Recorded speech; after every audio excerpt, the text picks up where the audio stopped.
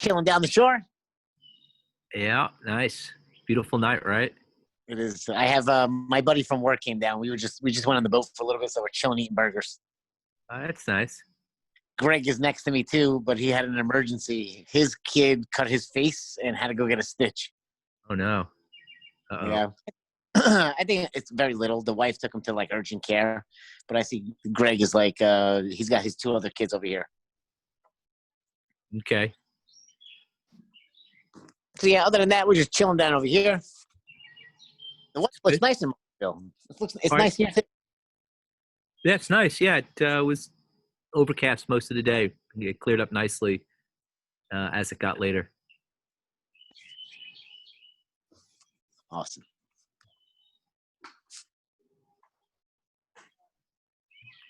What else going on?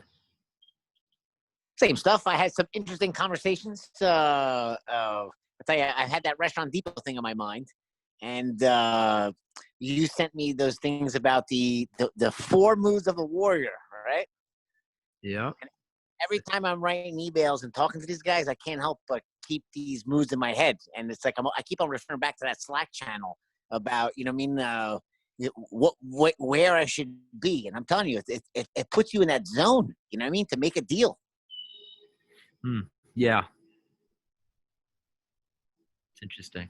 Yeah, the timing of it is interesting, and it's funny how I'm trying to kind of use some of this stuff that that we've been kind of covering to possibly turn into a new deal. Yeah, I'm not surprised to hear that it's working. Yeah, to say it that way. They're useful tools. They are useful tools, and I'll tell you too, there's been useful conversations. From these conversations, there's been good language learned. It's a model, but it's also the language picked up to explain the model. And I've been again just fooling around with some of the language, and it gets people's attention. Every time you use it a little bit, if you use it right, Yeah. their eyes open up. Yeah. Well, it's precise. It's certainly more precise than what I had. Me coming into this kind of work, I followed Deepak Chopra, Wayne Dyer, and I was talking about things like connecting with the source or being present in the moment.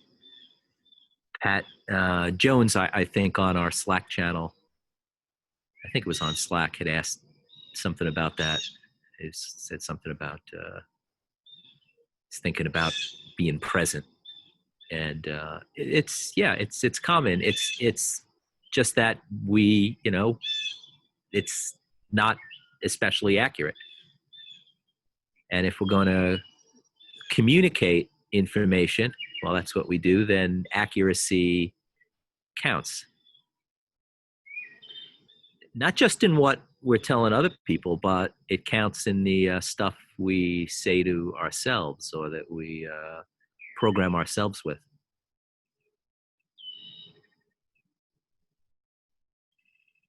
Does it sound sound strange that we program ourselves? I mean, this is your second go around, so this is probably something you're familiar with, that we have properties where, well, we're program writing machines.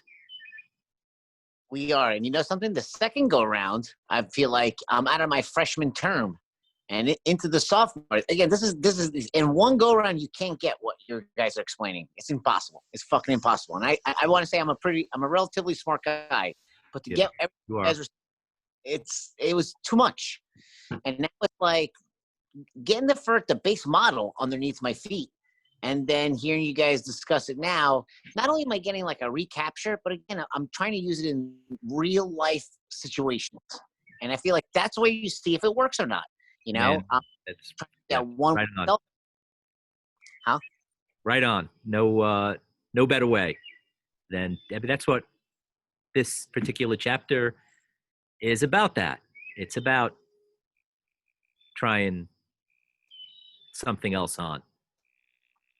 observing the world from some other place. And when you use in a different language, you're essentially doing that. Or when you change in a pattern that you go at something, or some negotiation or some deal, or relating to somebody that's in your life. Then you get to see what happens when you mix it up. I'll tell you, it's been fun mixing it up. Good to hear. Well, let's see, say some other hellos to attendees. Got people on phone, and hey Pam, and hey Jesse, and I said hello already to Nicole and Ralph. And hi, how are you? good. How are you today? Doing good. How about you? Yeah, had a good day. Thank you. Good to hear. Ralph was just talking about trying on and practicing some of these things we're talking about.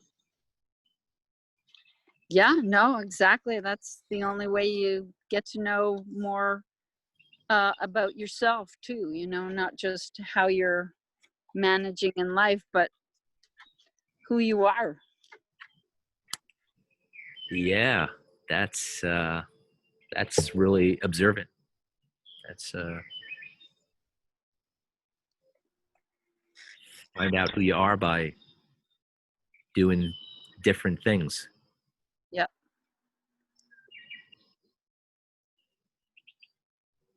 What's this quote that we have up? We don't know who we are until we see what we can do. How do we see what we can do? Well, we do things. We try it, we mix it up, do it differently, get different results. Well, let's jump into it. I think we had up on the screen last night a chart about brainwaves. See if we can get that one back up here.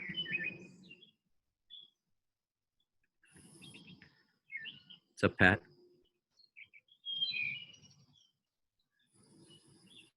Hey, Ken, how are you? Good. Good. Doing good. Well,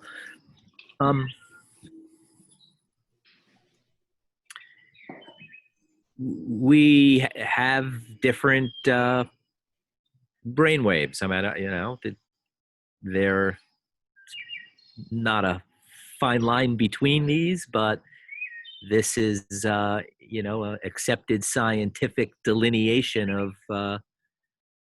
different types of brainwaves.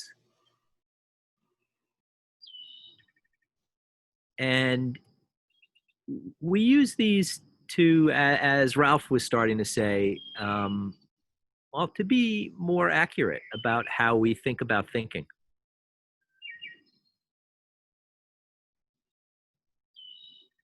So I'll give you a typical float center example. Somebody comes into the float center,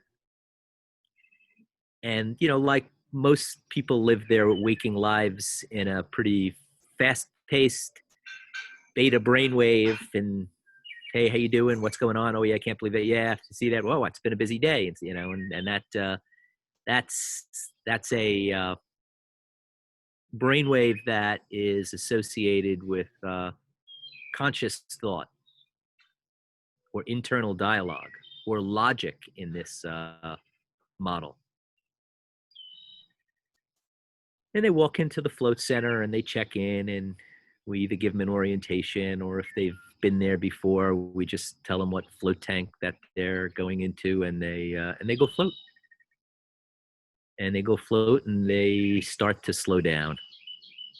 They go from a beta brainwave, which you can see in this chart is 14 to 30 cycles per second, which I think is another way to say hertz. They slow down to a kind of a meditative alpha brainwave state, which is one that we pass through every night on our way to dreaming or deep sleep. And the alpha is slower, it's generally associated, its frequency is 9 to 13 cycles per second hertz. You can see it's slower than beta. And then the floaters, when you're in a tank, you slow down into a theta state, which is even slower. And the theta state is 4 to 8 cycles per second hertz, and that's deep relaxation, deep meditation. And then when you float, you go down into a delta brainwave state, which is really slow. I suppose you can say 0, but we can't really measure 0. So let's say 1 to 3 cycles per second, really slow. Now, we use this model to show that types of thought can be associated with these different levels. And I talked about how up in logic and, hey, how you doing? It's great. Yeah, I'm glad I came in today. It was a really busy day today, and I'm so happy that I got here to float. And that, that fast-paced beta brainwave associated with logic. But down in alpha, which is slower and below beta, that's associated with feelings or programs. And below that, theta, which you can say is associated with, you can think of as associated with emotions or metaprograms. I'll explain in a second, or talk a little bit about what we mean by metaprograms. And even slower below that, delta brainwaves, which are associated with the things you think are real. Self-metaprograms. So does anybody remember that we talked about like direction, thought having a direction?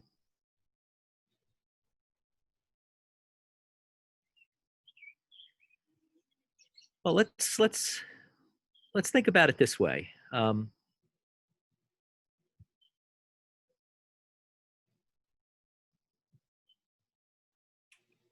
When you're young, I mean, when you're birthed to about age 3.5, 4, you're putting in place your self-meta program set. You're laying those self-meta programs in your thinking machinery. You could say those are the things. I'm sorry, sir, but what does that look like, laying them in there? Well, it looks like a baby. Like A baby. an iron-on thing you can put in there and just iron it in place, or Yeah, not so much. What? How about like a baby bumping her head against a table and learning that tables are actually hard things to be avoided with your head? Or how about babies learning that mom and dad are safe, or even what a mom is, or what a dad is? How about babies learning that if they fall down, mommy and daddy's going to come running and pick them up and saying, "Oh, you poor thing, you fell down." Yeah, that too. That is a good example, because that's well, it's representative of one of those things we believe is real that sticks with us for our whole life until we. Can we get down to something, to those feelings that you see as real, for instance?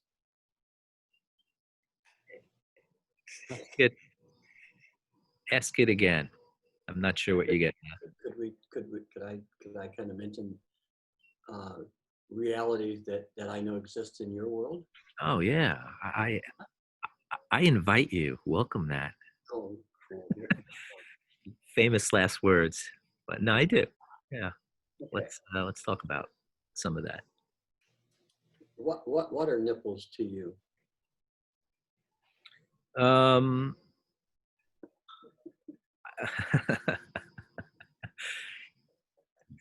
I'd like to phone a friend. Can I use my lifeline?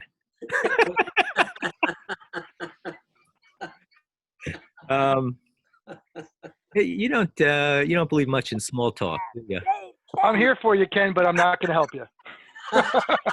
Thanks. Yeah. That's how I'll be here for you. I help you, but I don't know your answer. Oh my gosh. We're all here for you. Oh yeah. Well, this is great. You hear from me. We'll start taking out buckets and putting out the fire. Let me say this, that they're like, I don't know, they're like comfort thing, because I think that you know what, John? I'm starting to suspect that maybe I'm not supposed to actually answer this question. Or that you don't wanna. But I should, because it's really fair for everybody else that they see this self-meta program thing. My mom protected me and my brother Steve and my younger brother Jason the best way that she knew how. A lot of that was, giving herself comfort and her, her babies, but we never really got that experience, I think, that a lot of kids have, where it's like, you're done. Okay, wait, Go ahead. stop. You should stop being guilty about your mom living in a generation where girls burned their bras. Yeah. Because there were only certain girls who could really afford to do that. Yeah, they would be, what would they be? They'd be the protesting type. Not necessarily. They would be probably size C or less, because they wouldn't have to bounce and sag around so much, and they'd be kind of discreet. John's trying to say the perky ones. No, I'm not trying to see them. I've been to the movie and I know how that ends. I mean, that's what you were trying to say. No, I wasn't. I was saying, yeah, the perky ones are the ones that, but they can't be all that perky, or that if they're perky like that all the time, folks get embarrassed at times. Mm-hmm. Yeah, well, Ken's mom didn't suffer from any of that embarrassment stuff. Nope. No. So that kind of gave Ken an attitude of being able to do anything he put his mind to, but he only does it because of when the girls say it's okay. Those girls, say it's okay. Yeah. Well, let's see if we, how do we connect that though? That's, you see, like the way that I think about what you just said is that almost like a cosmic exchange of approval, nipple sucking, and then I get to do what I want to do. Or just nipple admiring, apparently. Yep. Would also do the same Yeah. thing. But it's discreet. Yeah. Staring on, no. Yep. But seriously, we're, I don't mind that the discussion, not one bit, I just want to play it out so that people get it. Maybe I don't care if they think I'm a freak. I'm not, it's just something. It's just, it's just something that, just keep going, Ken. You're doing exactly what you need to be doing here. Yeah, it's just something that, I didn't see, I didn't see it. I didn't know it. I didn't know it was a part of me. I just, it was just built in there. Yo, dude, take a deep breath. Guess what? Everybody's mom had them. Really? Yeah, everybody's. Huh. The thing is that you were lucky enough to know what they looked like. Oh, yeah. Okay, most of us never knew until we got somewhere past the Sears Roebuck catalogs. Yeah. Okay. So? There wasn't an internet then, No, there wasn't. When your mom was a kid, she didn't have internet. That's for I sure. mean, a princess phone was a big deal. A what phone? See, you're dating yourself. Yeah. A phone for the girls. A princess phone. Yes. Never heard that. It was generally pink, and it was like an oval thingy. It was a curvy, slender rotary phone. Mm. Well, later it became a touch tone.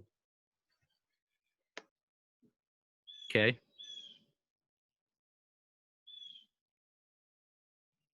But that was a big deal because it was the sexiest thing in communication that there was. Smartphones weren't there yet. They weren't even there when you were a kid. No. The internet may have been, but No, it wasn't.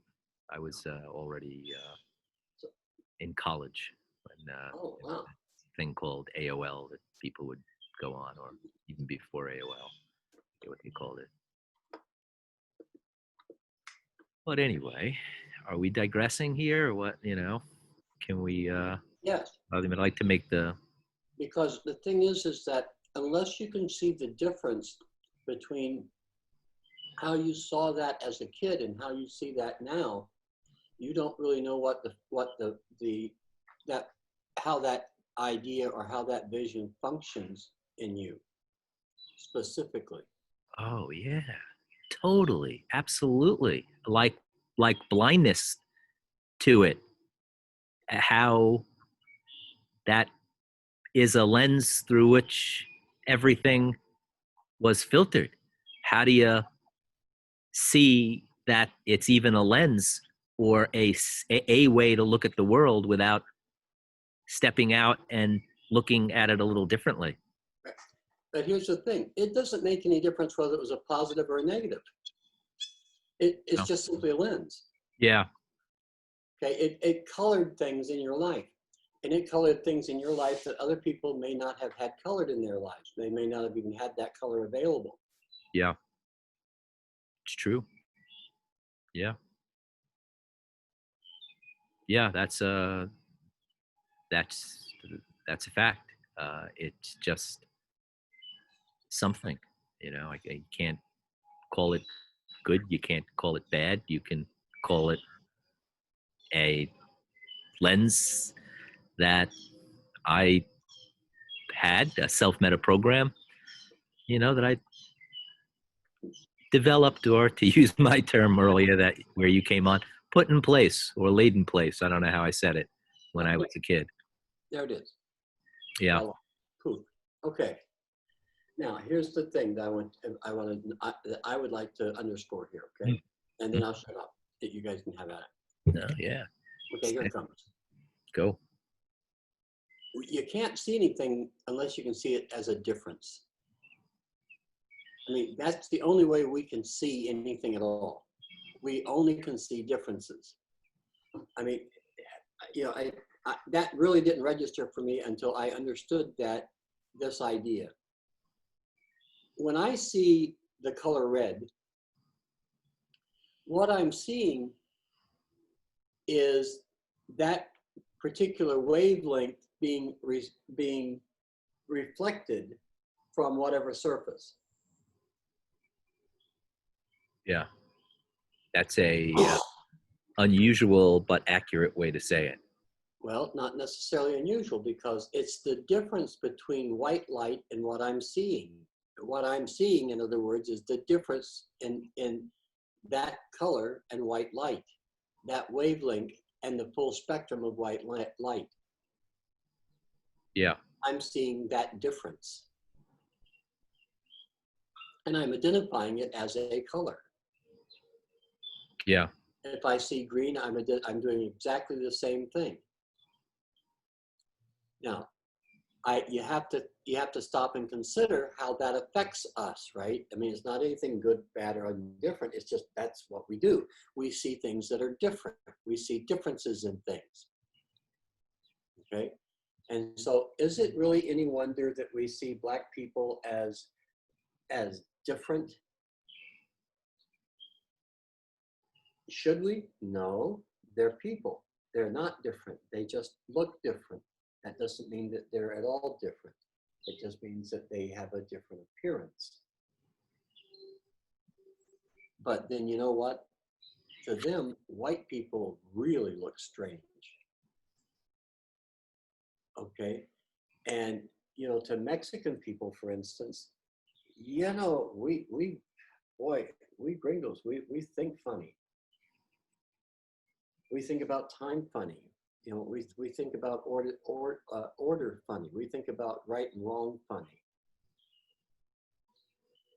We think about rights and power funny. Now, to us, everybody else thinks about it funny. Okay, fair enough. I mean, that's okay. I don't mind that we see things differently. I mean, every country should and will. That's right. What I mind about is that we're not aware of it. Okay. Being aware of it just means that you can look at it for what it is. It doesn't mean you have to change anything about it. You just say, okay, yeah, that's true. That's what we over here in this crowd of us, that's what we think, and that's what we do, and that's what gives us identity. Yeah.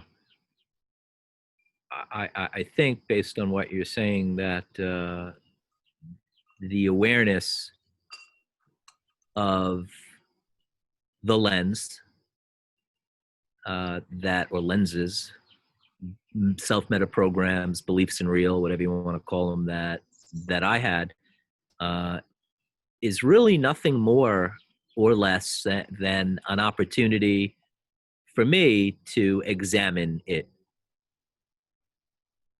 Yep. Am I okay? Does it work? Does it not work? You know, would I like to do something different? But it's really important, because what happens when you do that is that you're able to then say, all right, you know what? I do this thing here a lot better than I do that thing over there.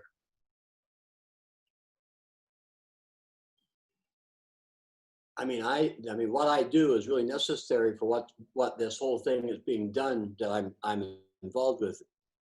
I have to do this thing, but the part that I do the bestest of all is this part over here that we're all famous for, because I do that better than anybody. Yeah. Okay. There's a bridge that you've just created with your words that it's something like, by doing something different, me, the person that does it, becomes aware, can be aware of what they do. Well, yeah. Yeah. But they got to do something different to have that opportunity, don't they? Well, yeah, because why? Because you can't see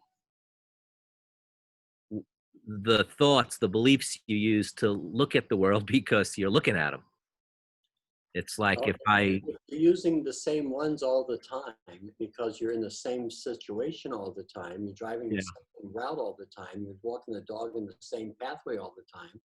That both you and the dog are trained to stop at that same tree all the time, et cetera, et cetera, et cetera. Then maybe you ought to take a different route when you walk the dog, at least, you know, just to see what will happen. Yeah. Who would you might run into?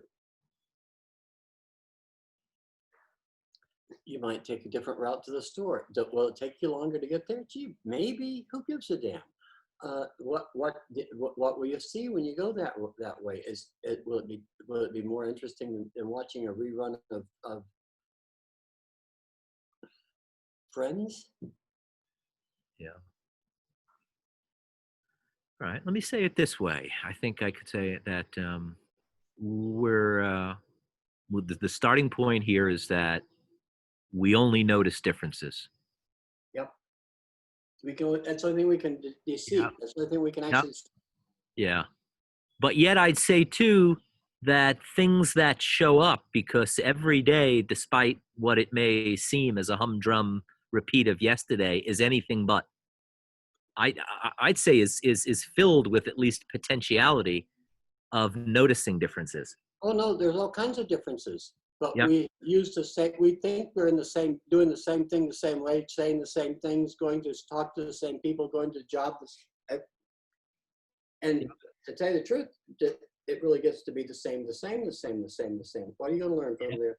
Yeah, I spoke yesterday about it. It's got an energy saving aspect, but it's got a serious pitfall that prevents learning. Okay, here's a news flash. Dying also has the same characteristics. Dying has also the same. characteristics. It's got a serious pitfall against learning. Well, it's serious energy saving, isn't it? It's you as far as I can tell, will have probably your lowest Energy at all. expenditure of energy. It absolutely does not require energy. That's the Yeah, idea. it's not my yeah. Mhm.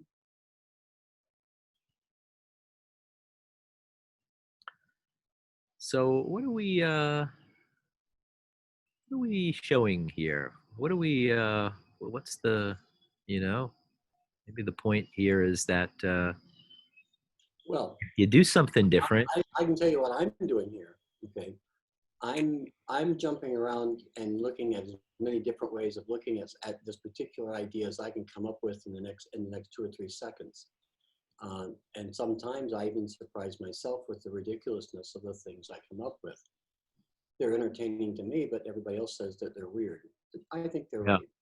Yeah, but I would venture a guess, or more than a guess, that you're not doing that, at least not entirely for your own personal amusement, although that is probably a feature of it. It's more because you want to test what's out there, and the way to test what's out there is to take a look at, actually do something different.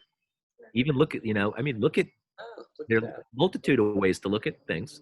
Mhm. I know. And it's sometimes it's good to break the rules and do something. Yep. different. Yep. Well, John, might you be demonstrating some differences by breaking the rules?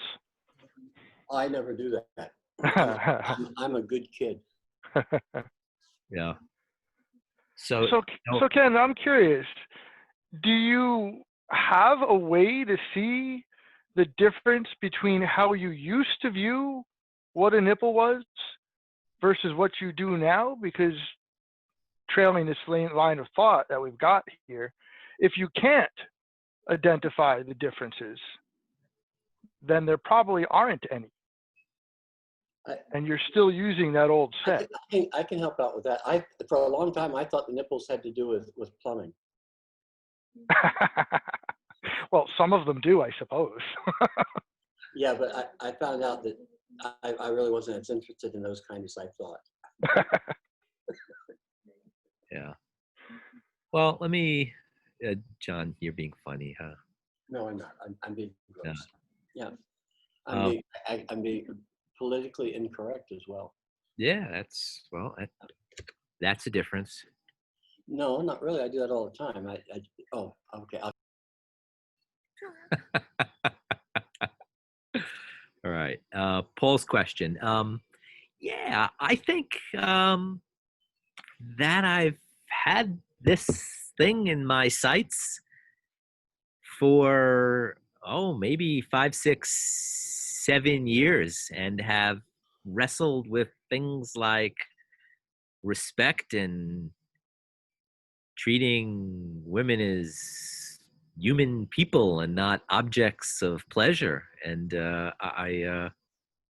I've had those thoughts go through. I mean, I think just allowing that and looking at the world from a different way of like what it would be like to respect my wife or other women and what they're actually saying and listen has given me a pivotal or different position to look and say, wow, not as cool or not as awesome a guy as I thought, or maybe that's not the best way to say it, but it is close, because I did often look back and say, wow, that's what she was saying, and that's what people see about me. That may be why the reactions that I got seem so consistent over time, because that belief was there. People can observe it, but I couldn't until I saw it for myself. And once I saw it, yeah, I did invite myself to say, let's try some other way to go about things here. You know, even like what John, well, being playful, you know, or silly, you know, is a different thing for me. Because if I playful and silly with my wife and other people, then, you know, I get to see different ways that people react to me. And in turn, I learn about me and what I do. Because for a long time, not that you'd be surprised about this, that pretty, you know, that could be pretty serious. Hey, me too, Ken. Taking myself too seriously was a job I took very seriously. Yeah. So I can appreciate that. Yeah. Well, I don't take myself that serious anymore. Me neither. Yeah, that's a good thing.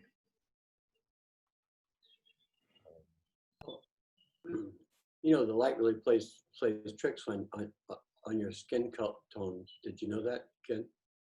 Because a few minutes ago, I could have sworn that it was pretty red.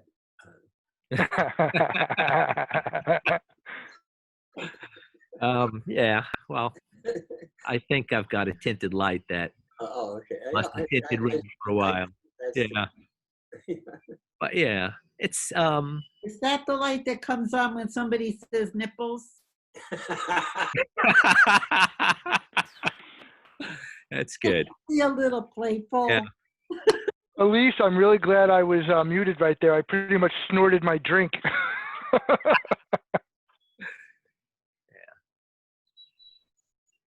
It is, I think, my duty as host to tie this back in. And, you know, I appreciate the fun and the different. Really? All right. Hold on a second. But I know because, like, I think that maybe I can identify with what some people that listening in might be thinking. Because, you know, I mean, there's an aspect of these tools for me and using them that necessarily, as John's pointing out, turns a flashlight inward. It's good, right? You know, I got to look in, you know, if I'm going to do something different, guess what's going to happen? I'm going to check out what I've done and get to see what I've done. If I'm going to look at a program, for instance, that's the first thing that we talked about. Well, then I'm taking a look at a program that I haven't looked at before. If I'm moving my assemblage point, I'm pulling a whole belief structure, wearing it just to see another way to look at the world, let's say. But there's this aspect of it that I can tell you that Paul made reference to that I guess I'd put in the category of don't take yourself so seriously. I mean, you know, for your own sake, those people that are listening, you know, that, you know, Pat's and Ralph and who's ever on, you know, and Jesse and George, and I could see, you know, and Pam, it works so much better if you just like, yeah, I did. Yeah, that's right. Did that, been there, done that, fine. Yep, that's where I grew up. That's what Lynn Blecker, Lynn Dolgeser, my mom did. So what? You know, that's what I decided. Because the alternative to that really sucks, you know. It's really, you know, it's just a, you know, like, why would you get down on that? It's just a thing. All right, that's, I give you guys that time-binding advice that, yeah, don't take yourself so seriously. I was talking to Terry about this because it's like everybody else already knows.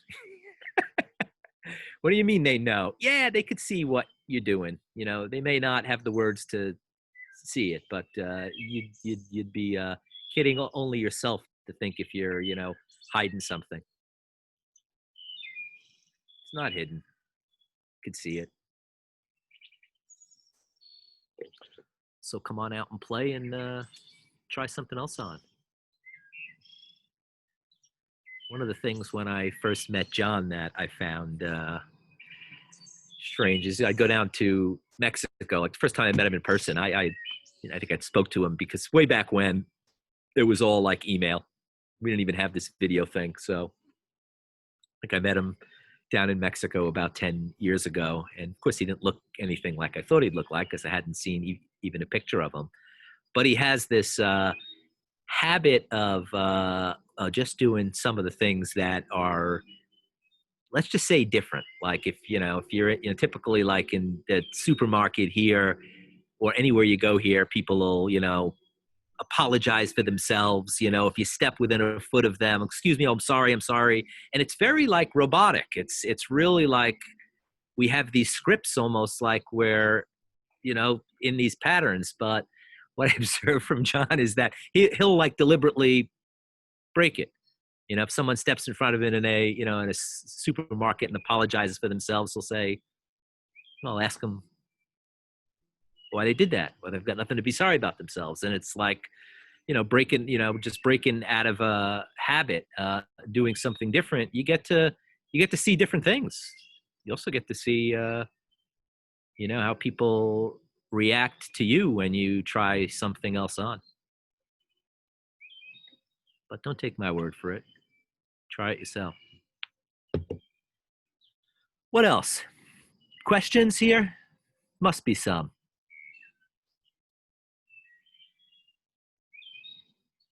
Let's see. Who wants to come on and talk to me here?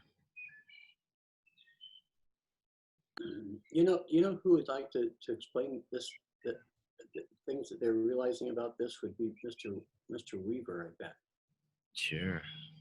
Jesse Weaver. Let's see. Jesse's on. I'm going to click you're allowed to talk, and you should be good to go, Mr. Weaver. You there, I'm Jesse? here. How are you? I'm doing good. How are you? Good. How's it going in Puerto Vallarta, Mexico? It's going pretty good. You enjoying your time at Artis Mentales? Yeah, I'm learning a lot. I'm learning a lot about myself. Yeah, you've been down there since March. Yeah. Yep. It's like short, 3 months. Short, extended weekend trip that was planned. Turned into a cool. So yeah, I know that you've looked at lots of things about yourself, and so. Sure. Yeah. I was just talking to John today about differences, and it's not necessarily just seeing differences. It's that how do I recognize what's different? What comes across my radar? What catches my attention? And what I'm realizing is that is in everything that's going on. Even in a business, like what makes one business different than another business? There's something that's going to catch my attention about that business. What catches my attention about what somebody says? And, the supermarket example, we all have our basic responses that we say to each other all the time. I know I had mine. And a lot of it was based on what we call dichotomies, what I thought was right or wrong or good or bad or those kind of things. Well, this is what you say.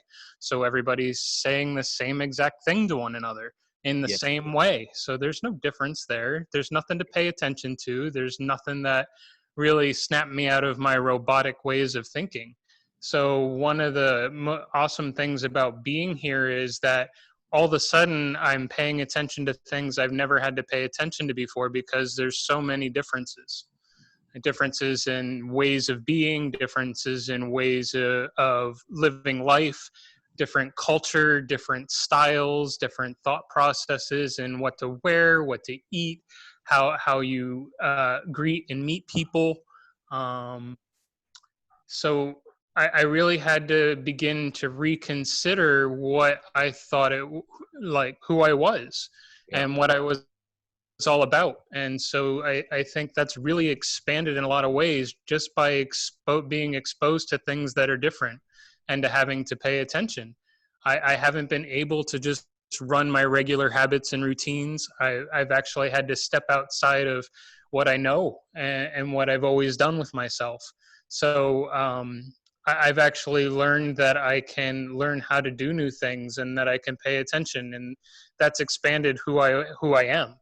And so I begin to see what it is that I do in the world. And, it started off with rolfing, but even that has gained a new context for me. It means something different. At first, when I started Rolfing, I thought, okay, I'm going to work on the body. I'm going to put the body back in its position and people are going to feel better. And that's just the tip of the iceberg. I mean, then if we start adding programming and metaprogramming and how all of that's expressed through the body, and what are people making real through their bodies? I mean, I had to look at that when I was pouting like a little bitch for weeks on end. So I had to actually look at what was going on and what I was making real there. So for somebody to point that out and see it, and for lots of people to point it out, I actually could see a difference in the way I was behaving. And then I had to actually think about, well, I was right about it or wrong about it. And that's a difference too, in that it's not about right or wrong at all. It's about what does it do? What am I communicating? Something that we talked about earlier. Yep. So Ralph, we've created a monster. Yeah, I was just thinking about that because Ralph, I don't know what Ralph, he's still listening. I know he's got guests and things, but Ralph always wants to check in with Jesse, and that's it. Yep, Jesse, we've created a monster. All that. From nights on a patio to that's right on the mark of this discussion. You're looking at things differently and seeing who you are and how you get along and what you do. Isn't that a Procol Harum song? Procol Harum. Yeah. Nights on a rooftop. No, that was Lights. That's a different song. Yeah. I haven't heard that one either. It's okay.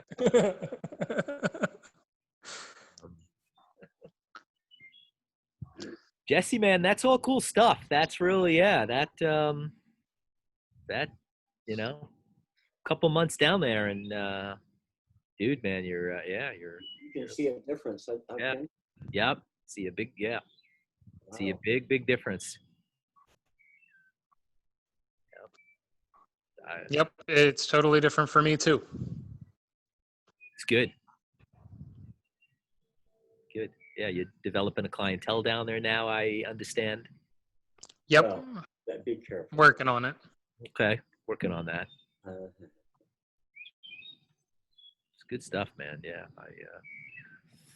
cool. Well, let's see. Who else? So we can't, I think Ralph's probably sleeping now. Ralph, wake up. I'm not. My guest left, so I was paying attention. I was just about to call you and wake you up. We got a problem here. I don't know if you've been listening. No, I'm not 100%. What's the problem? All right. Well, we got a problem here. The problem is that in the category of Jesse Weaver, a monster has been created in Puerto Vallarta.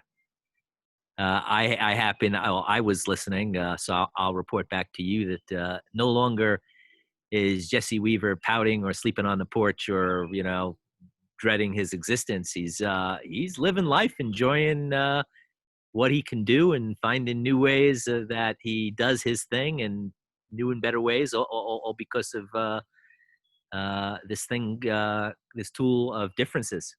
It's doing different shit. It's breaking out of, those habits and molds, and in turn able to examine who he is and what he does and what he likes to do and where he's effective. And what are we going to do with that, Ralph?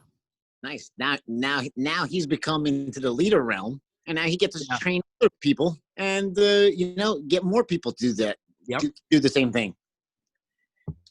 Well, Is able to kind of help George move his assemblage point.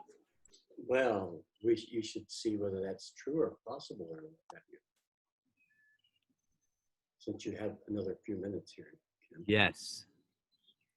So, I suppose one way to do that is he's on. I could speak to my friend George, or George and Jesse, with Jesse's feedback, who knows George. Can you hear me, George? Yes, I can. Damn. How are you doing? Jesse Weaver. What do you think about that, George? Yeah, Jesse does surprise me sometimes. now. It's like, oh wow. Yeah. Oh, thanks, George. Yeah. Thanks. Yeah, I think. So I don't know. What is that? Does that register for you, dear George? Or, you know, Yeah. I mean, laid out. the where I was, running into brick walls often. I'm running into them less, definitely. I still run into them here and there, and but They're all dust now. They're all what? Dust. Dust. In other words, the Brick brick walls, yeah, they're been hit so many times they pull. yeah, went to work on those walls. Yep. But no, I'm definitely learning and seeing things differently than I did before. Like seeing myself working here as sort of let's see how I can overcome my self-imposed limits instead of being like, oh, poor me, and blaming other people. And like I've been starting to understand where other people are, where they're coming from when they talk to me. I've been very egocentric and been seeing things in my own little tunnel vision, and starting to understand that it's not all about it's not all about me, but I'm starting to see things from I'm assembling the world differently, really, is what that is.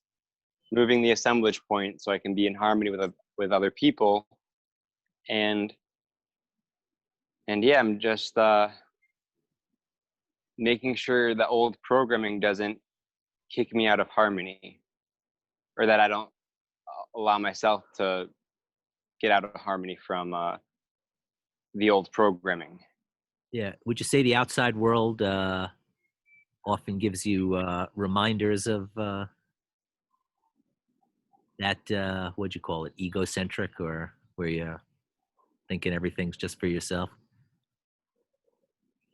I mean, yeah. You're in freaking Mexico, dude. Yeah. If you're, you're not in Michigan where you grew up, or Bedminster, New Jersey, where you were working.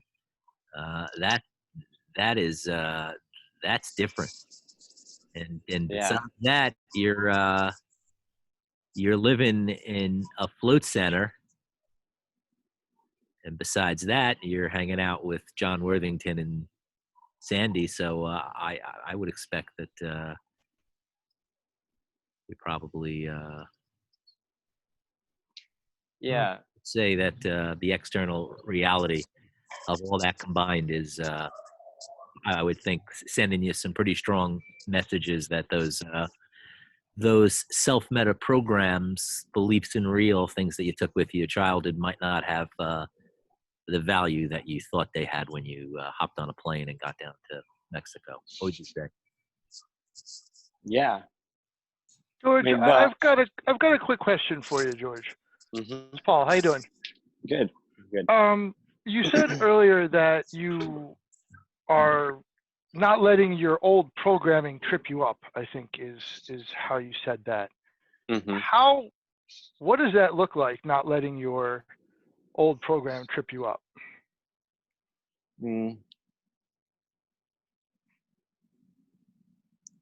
Well, how I'm thinking about it, there's a lot of things, because when you run into the wall so many times, or when something's...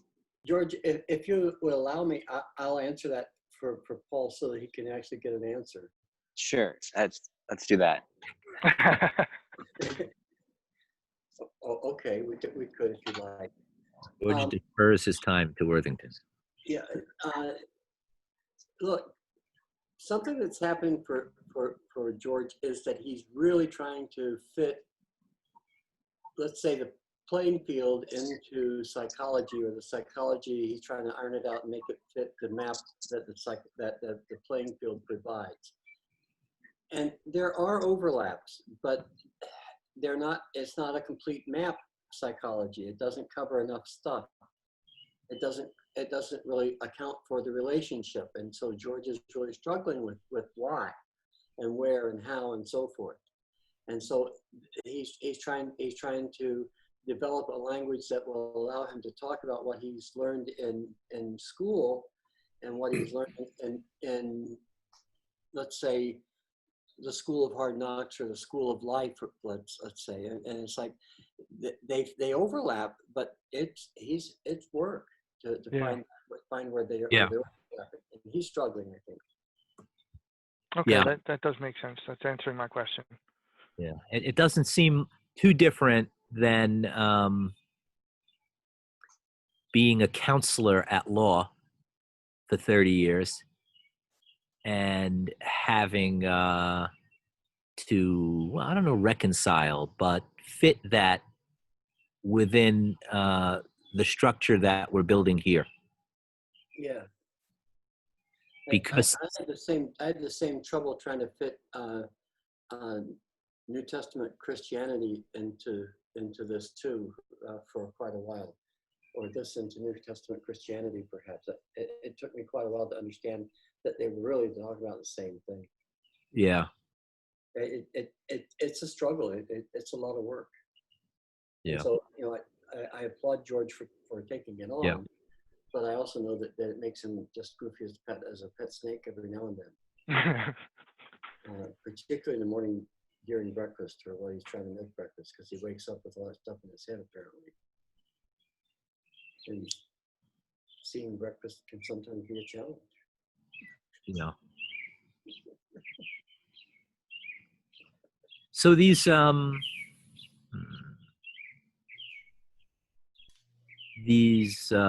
well, beliefs that we're pointing at, these you can say are programs that control other programs. That's why we call them meta. Something that's meta stands beyond something within. You can think about meta as something that's above and beyond. Yeah. Or above and behind, let's say. Above and behind is probably a better way of thinking about it.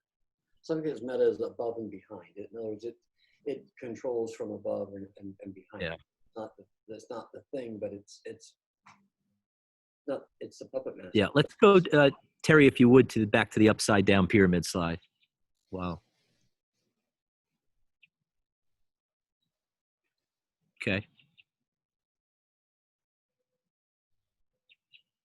Meta. Well, at the very bottom of this, we have supra self meta programs. Yeah, we do. The soul, the other, that part that's not the body.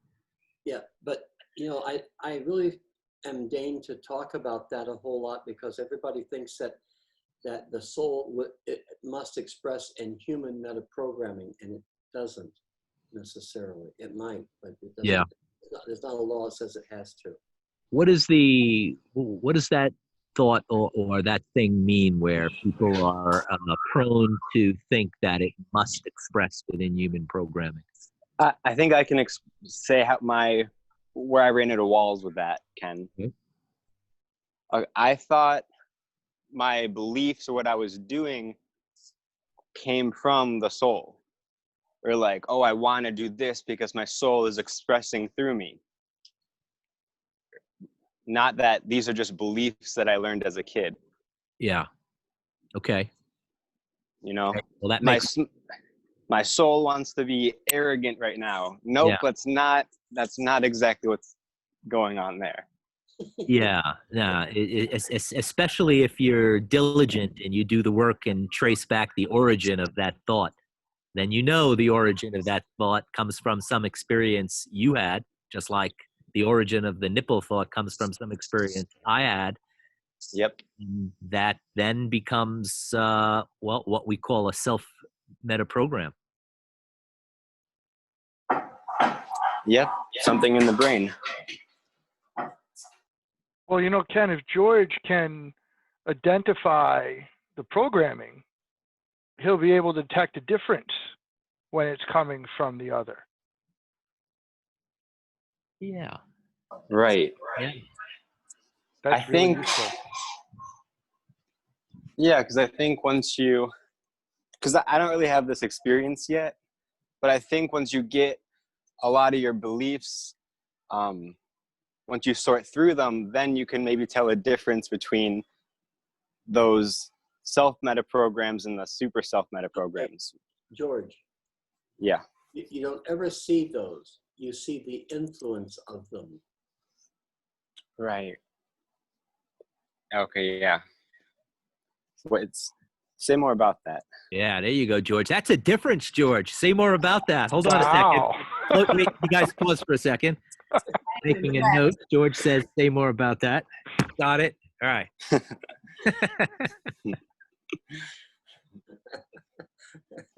That is a difference, George. Yeah, because you were close, and you stopped from blowing right through that. Okay. Yep. And okay, here it comes. Here it goes. Okay, we don't talk about, I don't talk about the soul does this or the soul does that. How I talk about it is I say, look, this is a tool. Do this thing. You can do this thing with your body. You can see differences. You can communicate. You can move your assemblage point. You can understand your programming. You can use your natural mind. You can not do something. You can be brutally honest with yourself. You can use that thing that you do about direct knowing, about how you can see what it is that where it is you're going, what you're going to do. If you use those tools, then that will release energy that will be governed by the soul thingy, whatever that is. Yeah. And you can see the effect of that. But what that's doing and how it's doing, if you figure that out, you should write a book about it, because there's lots of people who'd be interested in how it works. Apparently nobody knows. Yeah. What's that term that we introduced early in the class? Something like working, I forget what it was. Okay. Working theory or something, or an effective theory. Yep. An effective theory, right. So what we're talking about here is an effective theory of how the soul could possibly express. Yeah. But it would express through these functions. These would be examples of the soul expressing through a function. It's not a human function. It must be a spiritual function. Okay, being at one is not something that we normally do as humans, although we all understand what that means. Being in harmony is not something that we normally do as humans, although we know what that means. Doing together is not something we normally do, although we know what that means. Being specific about what we do, we do that. Do natural mind, yeah, we use that, but sometimes we fight with ourselves. Can we be empathetic? Yeah, we can be, but that's a higher cause. And can we be intuitive? Yeah, but only chicks can do that. And so can we pick an agreement? Oh yes, we pick agreements all the time. Signed right here, motherfucker. I don't believe you. Yeah. That's it, dude. Yeah, that's a working effective theory, a working model to try on. Have fun at what you do. Yeah. Just see if it works. If it fits. Yeah. If it fits, I don't mind. We got lots of them. Right on. They're stretchy. If use it, it's okay. I don't mind. Cool. Well, tomorrow we're gonna be talking about an action tomorrow, another tool that you could use, and you might be surprised to hear that tool, that action-oriented tool, is actually called not doing. Go figure. Really. But you'll have to wait till tomorrow to trying to blow my mind. Hear more about it. How can you have an action-related tool called not doing? Up in here, up in here. So, all right. Well, that was it was fun. Thanks, everyone, for hanging. What can I say? Good time, Ken. Good time. Good time. Have a good night. See ya later. Adios. Good night. Good night, everybody. Night. Bye bye. Good night.